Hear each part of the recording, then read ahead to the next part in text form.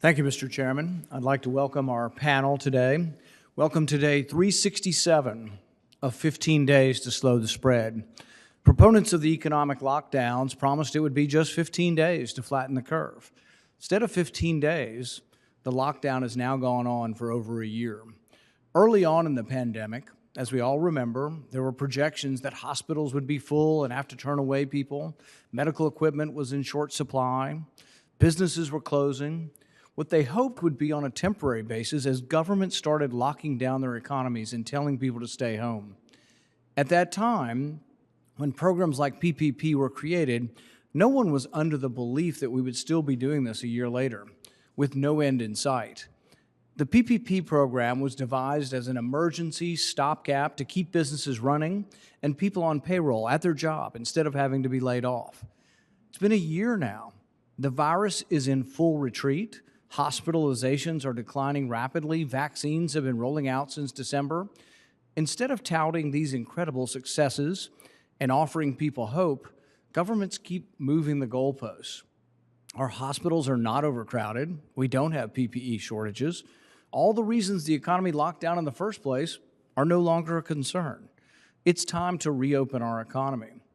What we have learned is that this continued stream of money from Washington has encouraged way too many governors and mayors to keep their economies closed indefinitely.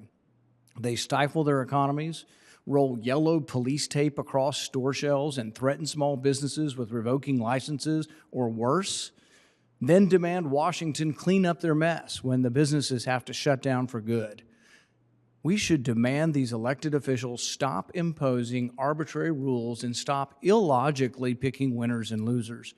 We simply can't keep printing and borrowing trillions of dollars when the best thing we can do to provide relief now is to simply reopen the economy. Congress has spent more than $800 billion on the Paycheck Protection Program alone, and according to our estimates, burned through $3.5 billion a day in taxpayer dollars. In just 1 year, the Small Business Administration went from being a $1 million agency to nearly a $1 trillion agency. No agency is equipped for that kind of exponential growth in such a short time.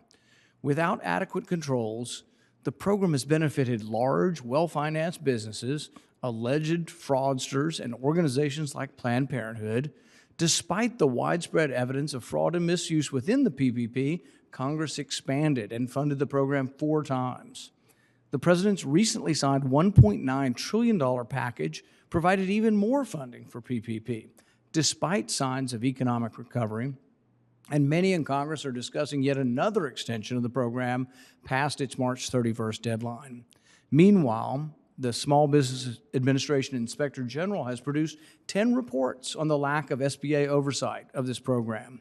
The Department of Justice has charged 184 defendants with crimes related to PPP fraud, and the Government Accountability Office has now put emergency small business loans on its high-risk list for the first time in history.